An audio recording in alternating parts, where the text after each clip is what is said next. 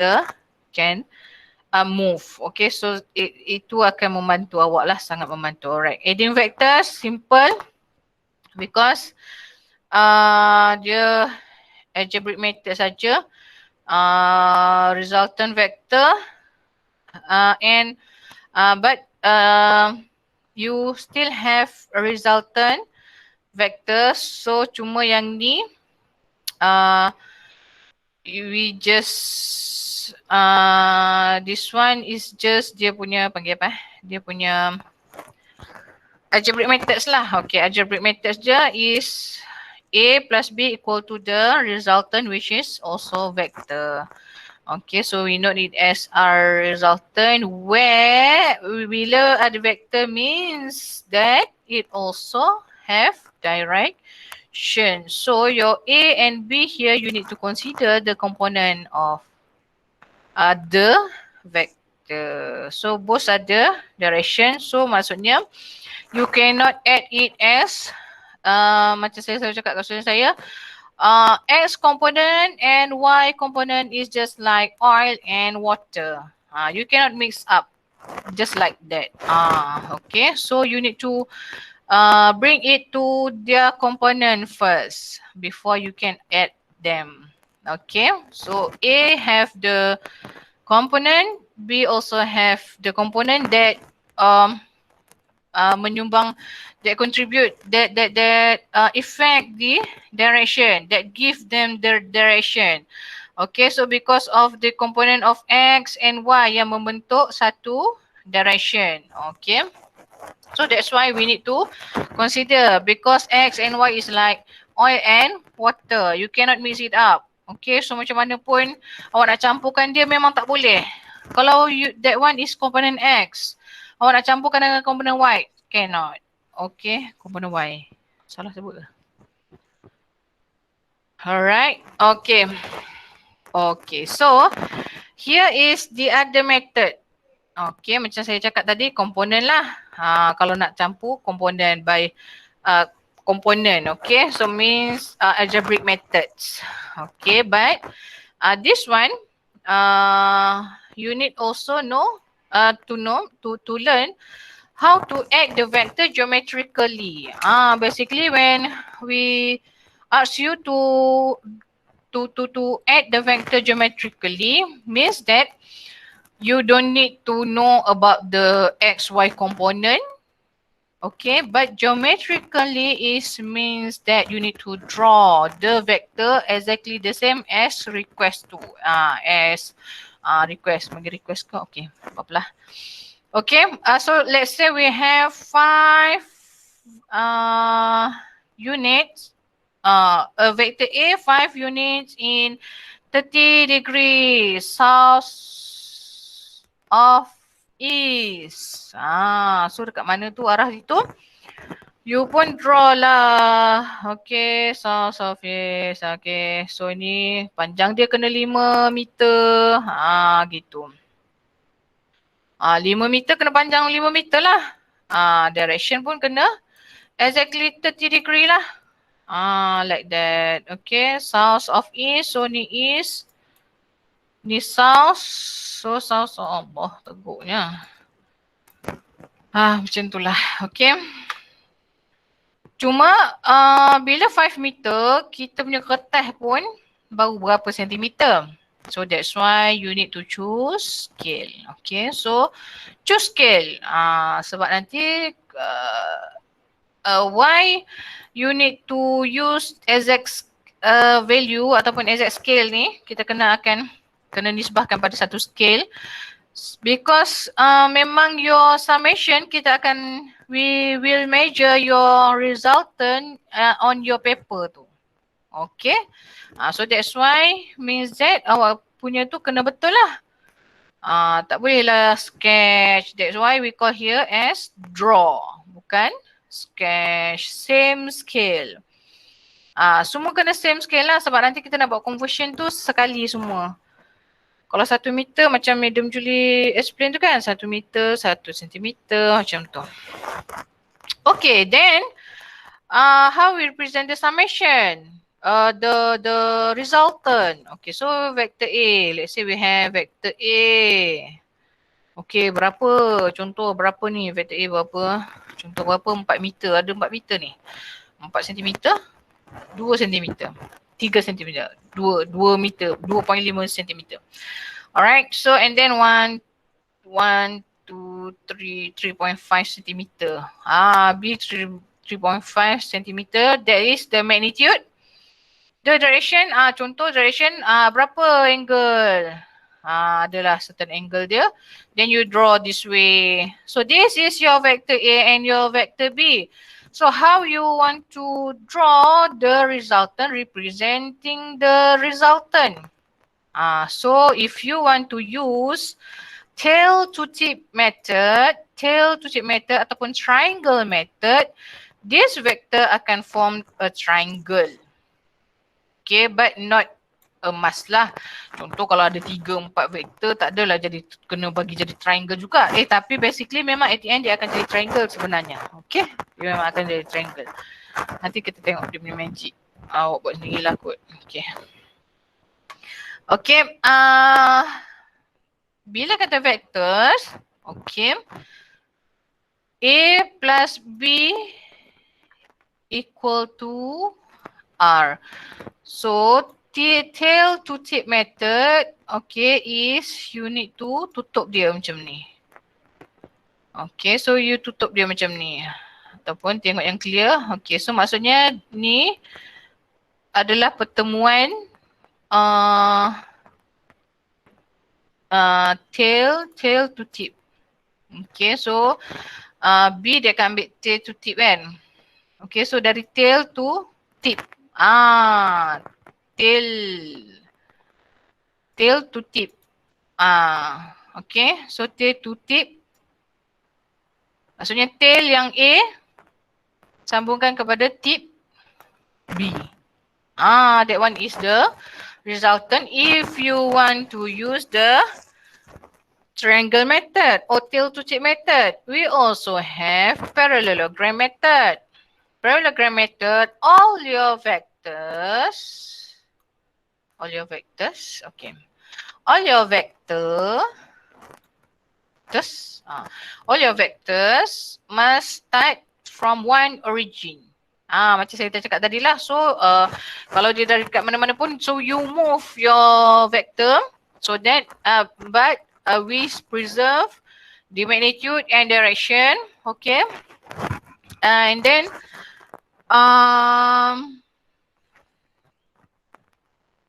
so that dia berada pada satu origin. Come out from an origin. Okay, then dia akan jadi parallelogram tu kan. Okay, so let's say this is your first vector, this is your second vector. It kena bentuk panggil apa? Kite. Parallelogram lah kan. Dia bentuk parallelogram kan. Okay. So garis putus-putus. You need to use garis putus-putus so that you not confused because kalau straight line that one dah represent your punya vector. Okay, so your punya vector is yang ni is dari hujung origin kepada hujung yang bucu your punya parallelogram tu. Okay, this shape kat situ. What happen kalau if you have 2, 3 vectors? Can you use this method? Also can, but you need to reduce to 2 vectors juga. Okay, so awak kena reduce juga let's say you have 4 vectors and you want to use parallelogram method, reduce juga kepada 2 vectors, then you can use this parallelogram method. If not, ataupun kalau tail to tip ni pun boleh sama juga, cuma sometimes we call tail to tip ni tail to tip method ni as triangle method. Sebenarnya sebab at the end awak kena bagi dia jadi triangle juga. Okay, but what happen if you have more than 2 vectors kan? So macam ni dia triangle, no problem. Boleh juga. Tapi to be smart, okay, to be smart, contoh let's say we have this one. So kita akan guna tail to tip method lah. Parallelogram boleh, but again you need to reduce. Reduce sampai dia jadi 2 vector, then baru boleh guna parallelogram. If not, you can use this one. You can use this. Sekejap eh.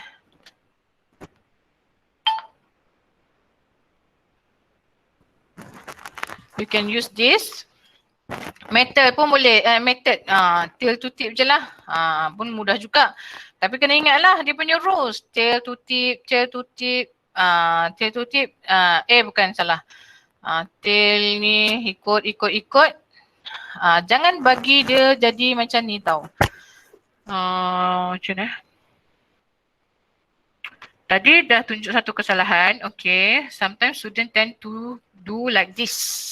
So yang ni, salah. Yang ni betul. Okay. Yang ni salah. Incorrect. So you tutup macam ni. Yang ni tak boleh. Yang ni salah sebab parallelogram pun bukan begini. It's not in this way. Kalau nak consider tail to tip method pun salah juga. Okay, sebab dia adalah tip to tip. Okay, so kita punya method tail to tip kena tail to tip lah. Right? Okay, what happen when you, okay, bila awak salah buat, dia akan jadi macam cycle. I mean your resultant tu, let's say awak buat macam ni kan. Awak pun buatlah anak panah sini. Okay, macam ni kan. Okay.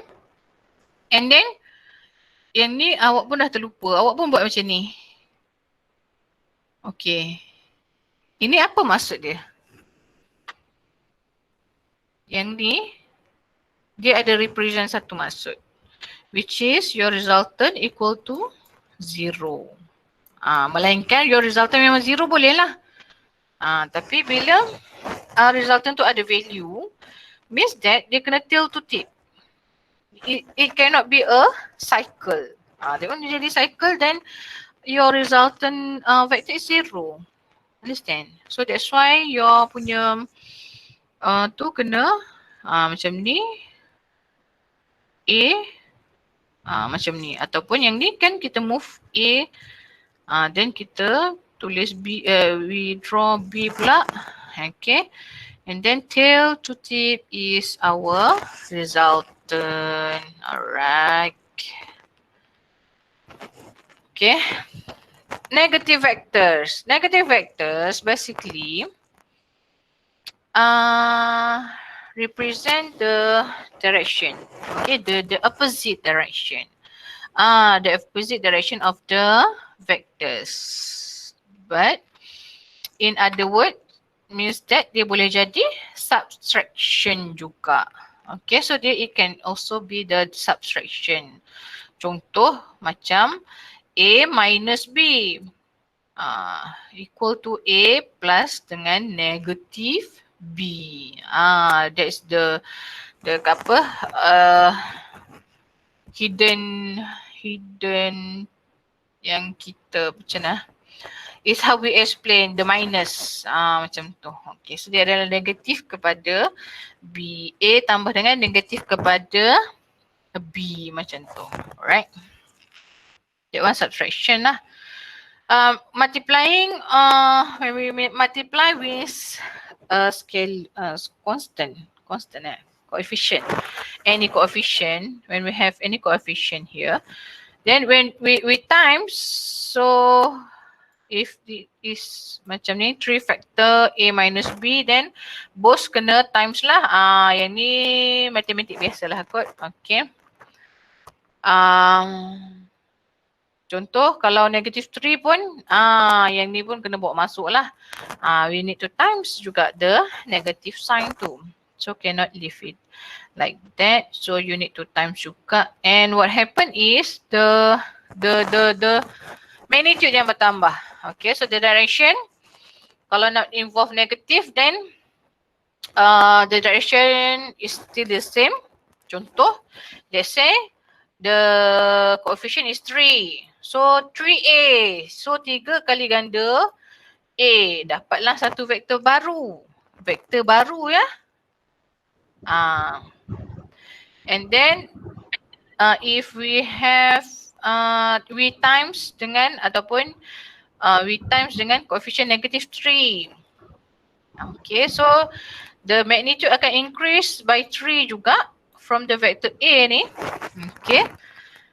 And the direction also will change to this direction. Understand? So far so good. Boleh ikut lagi kah? Boleh. Alright, good. Thank you class. Okay, so I hope you always be with me sepanjang kelas kita 2 hours ni. Okay. Dah habis pula rupanya. Okay, Alhamdulillah.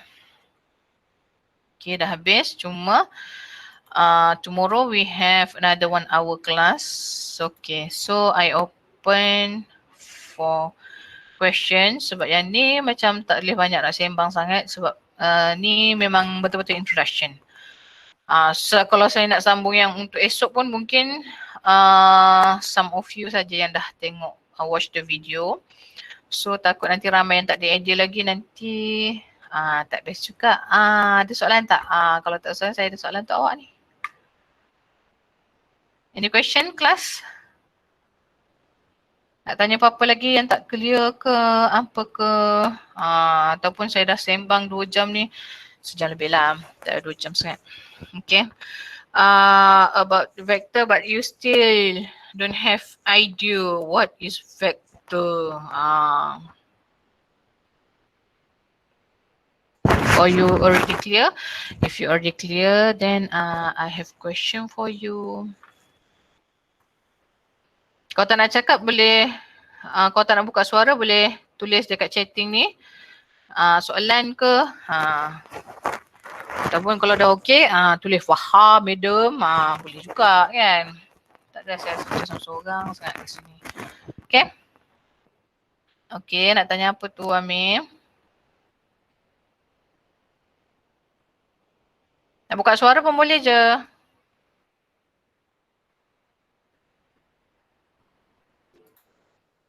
Tentang peresmian, okay.